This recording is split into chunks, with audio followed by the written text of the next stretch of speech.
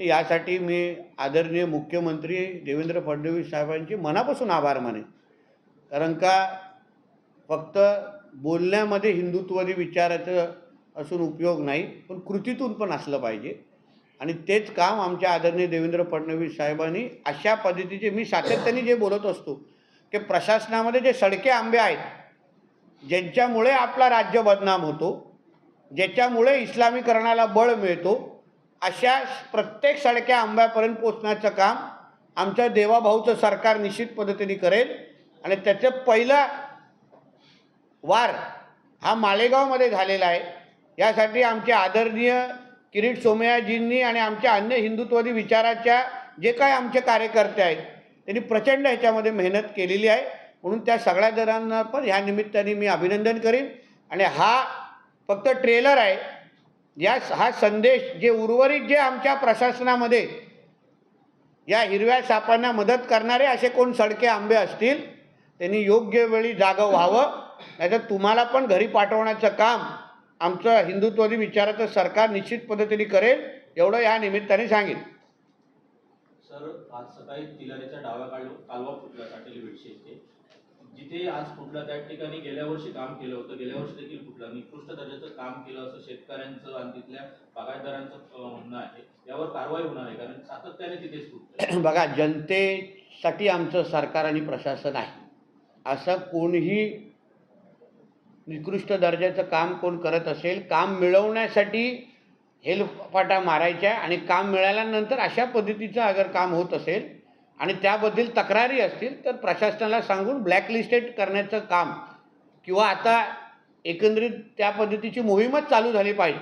कारण का काय होतं, रस्ते असतील, डॅम असतील, विविध कामामध्ये मिळवण्यासाठी कॉन्ट्रॅक्टरांचे मोठ्या मोठ्या रांगा लागतात आणि काम मिळाल्यानंतर ते काम साधा एक पावसाळा पण बघत नाही. नुसतं ह्या कालव्या संदर्भात नाही, रस्त्या संदर्भात पण असे काही कॉन्ट्रॅक्टर आहेत जे इकडे तिकडे आजूबाजूला आमच्या सगळ्या औरज आजूबाजूला फेरफटका मारतात काम मिळवण्यासाठी, आणि मिळाल्यानंतर काम एवढ्या खालच्या दर्जाचे करतात की एक पावसाळ्यापर्यंत टिकत नाहीत आणि त्याच्या परिणाम राजकीय पक्ष म्हणून आम्हाला भोगायला लागतात. म्हणून असे जे जे आहेत, आता हे तर एक उदाहरण दिलं, असंख्य उदाहरणं जिथे जिथे ह्या पद्धतीची मस्ती होते त्या प्रत्येकावर कारवाई होणार, कोणालाही सोडणार नाही, एवढं मी तुम्हाला या निमित्ताने सांगेन. जनतेचा पैसा आणि जनतेच्या आयुष्याबरोबर कोणीही खेळत असेल तर त्याला अशी शिक्षा दिली जाईल की परत अशा पद्धतीची मस्ती करण्यापेक्षा कोण थरथरेल, एवढी मी जनतेला विश्वास देईन. याच कालव्याचा परिणाम गोव्यात देखील होतो. गोव्याच्या मुख्यमंत्र्यांनी तिथे भेट दिलेली आहे, कारण गेली 6 महिने जेव्हा काम सुरू होतं तेव्हा 6 महिने त्यांना पाणी मिळालं नव्हतं शेतीसाठी. आता पुन्हा तोच प्रसंग झाला, त्यामुळे गोव्याच्या सीएमने तिथे पाहणी केली. हो, करून चांगली गोष्ट आहे. त्या संबंधित आमचंही लक्ष आहे. मीही पण तिथे स्वतः पालकमंत्री जाईन, दीपक केसरकर साहेब पण स्थानिक आमदार म्हणून तिथे जातील. शेवटी तो जो प्रकल्प आहे तो महाराष्ट्र, सिंधुदुर्ग आणि गोव्याचा दृष्टिकोन महत्त्वाचा आहे. आणि तिथे अशा पद्धतीचे अगर कोणी निकृष्ट दर्जाचं काम करत हिंमत करत असेल ना, ते हिंमत आणि कंबरड कसं तोडायचं हे आता येण्या कृतीतून आम्ही तुम्हाला दाखवू. जोरात बोल ना. असे उद्धव ठाकरे यांचा काल मेळावा झाला आहे. त्यांनी मुंबई निवडणूक आहे, मनपा निवडणूक ही स्वबळावर लढण्यास सांगितलं. स्वबळावर लढण्यासाठी तशी लायकी लागते, तशी हिंमत लागते. मराठीच्या एक त्या चित्रपटामध्ये चांगला डायलॉग आहे, चड्डीत राहायचं. तो उद्धव ठाकरेंना ते डायलॉग तंतोतंत लागू होतं. कारण का स्वतःचे आमदार राहिले नाहीत, स्वतःचे खासदार राहिले नाहीत. मी तर काल असंही ऐकलेलं आहे की गर्दी जमली नव्हती म्हणून ठाकरे कुटुंबाला जवळपास 1.5-2 तास थांबायला लागलं. मग फोनाफोनी करून गर्दी जमवायला लागली. म्हणून समोर बसलेले किती शिवसैनिक होते किंवा भाड्यावर लोक आणलेले ना, ह्याचं पण जरा पत्रकार म्हणून तुम्ही संशोधन करा. कळलं ना? मग कळेल की उद्धव ठाकरेची ही जी स्वबळाची बोलण्याची लायकी आणि राजकीय क्षमता राहिली आहे का हे कळेल. आणि आमच्या अमित साहेबांना की झाड की पत्ती बोलण्याची हिंमत हे काँग्रेस आणि राष्ट्रवादी, म्हणजे राष्ट्रवादी कोण, शरद पवार गट यांनी खाऊन थुकलेल्या च्युइंगम म्हणजे उद्धव ठाकरे, त्यांनी करू नये. कालच्या मेळाव्यामध्ये राजन साळवींनी दांडी मारली होती, चर्चा उलटसुलट आहे की त्या भाजपच्या संपर्कात. तुम्ही त्यांना विचारा, दांडी त्यांनी मारली, तर तुम्ही कशाला माझ्याकडे दांडा दाखवताय? त्यांनी दांडी मारली, त्यांना विचारा, बाबा तुम्हाला दुसरं काय काम होतं का? तुम्ही का गेलात नाही? घरात काय अडचण होती का? तर थोडं गाडी काढा, राजापूरला जा आणि विचारा. असं कसं? तरी तुला खोकला लागलेला आहे. तर ते अनैतिक धंद्याबाबत तुम्ही गेल्या पत्रकार परिषदेत बोलला. हो, ती मोहीम अजून तर तीव्र आहे की ते तुम्हाला कसं दाखवून आम्ही करू?